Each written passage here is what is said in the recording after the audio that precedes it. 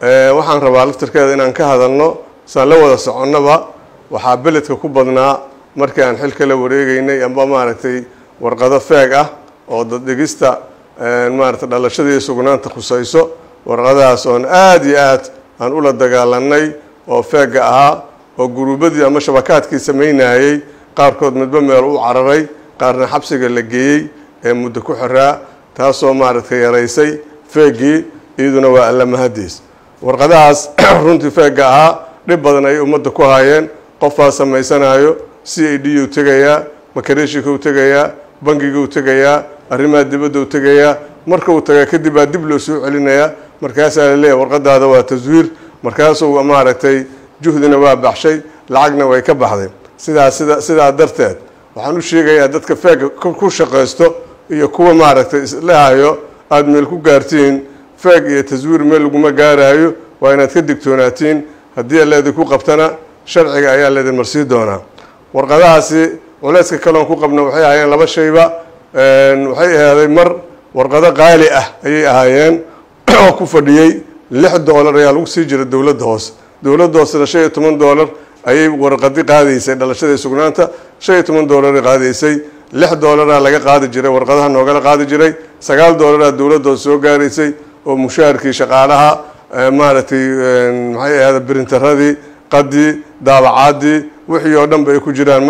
markastaba dowladda hoose qasaaray ku jirtay warqadaasna waan joojinay maadaama aan iska joojinay oo tayadoodana ay aad u yaraaday magaaladana ay aad ugu faaftay ayaan iska joojinay qaalina ay ahaaday waxaan dalbanay inaan warqadii aan bedelno oo ka lacag yar kana tayo fiican ayaan ku bedelnay hadda kadib warqadahaasna waxaan rajaynaynaa insha Allah gacan aamin ah inay ku jiri doonaan ayaan rajaynaynaa cidii banaanka u bixisana sharcigan la tiigsan doona haddii Ilaahay raado ayadana marka taasna waxaan leeyahay waa dhinacii dad dhigista oo aan runtii aan rabno inaan daadajino oo aan geeyno magaalada Muqdisho daafaheeda inaan geeyno si ummaddu aysan ugu dhibtoonin maaragtay halkaan hal meel haddii la isugu keeno maalintii waxaa loo adeegaa 500 ilaa 800 intuu dhexle ayaa maalin kasta loo adeegaa marka 800 oo qof ama 700 qof waa dareemi kartiin meesha isugu timaado culayska lagala kulmi karaayo waxaa sidaa darteed waan baahinay waxaan ka bilownay qaybta oo galbeed ayaan ka bilownay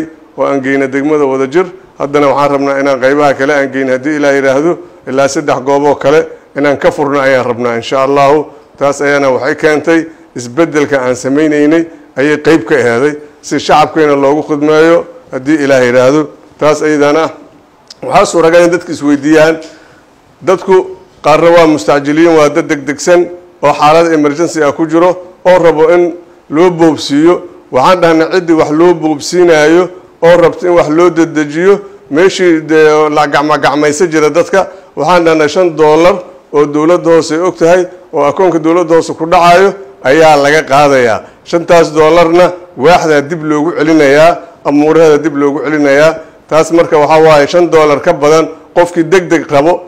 oo emergency xaaladiisu $5 ayuu bixinayaa ka badan laga ma qaadi karo kuwa caadiga qofka caadiga ahna $15 ayuu bixinayaa cid ku xad gudubto dadka masaakiinta ee Soomaaliyeed ha ogaato waxay la mid tahay kuwa feega sameynaya la mid tahay haddii lagu qabto soo dad gacmaysanayana sharcigan la tiigsan doona haddii Ilaahay yiraahdo ayadaasna ku xisaabtama ayaan leenahay kuwa ka shaqeeya goobaha ka shaqeeyo dadweynahana waxaan u sheegnaa ka dhaafa dadka laaluushka iyo qashigaad kala daba wareegaysiin degdeg hadaad rabto $5 oo sharcigaad bixinaysaa wax ka badan laga ma qaadi karo haddii qof caadi ah taana lacagta caadiga iska bixinaysaa wax walwala ma degdegana ma jiraan haddii Ilaahay yiraahdo taasna waxaan rabaa inaan kala hadlo arrimaha dad dhigista inaan uga hadlo ayaan rabaa oo warkeeda ugu soo laalaabtay bariyahan dambe marka aamusnaantan aamusanahay ma aha ee waxaan diidaynaa cid kastoo hadaaqdaba inaan ka daba hadaaqnaan diidaynaa laakiin waxaan rabnaa inaan wax qurxino waxna wanaajino ayaan rabnaa sidaa darteed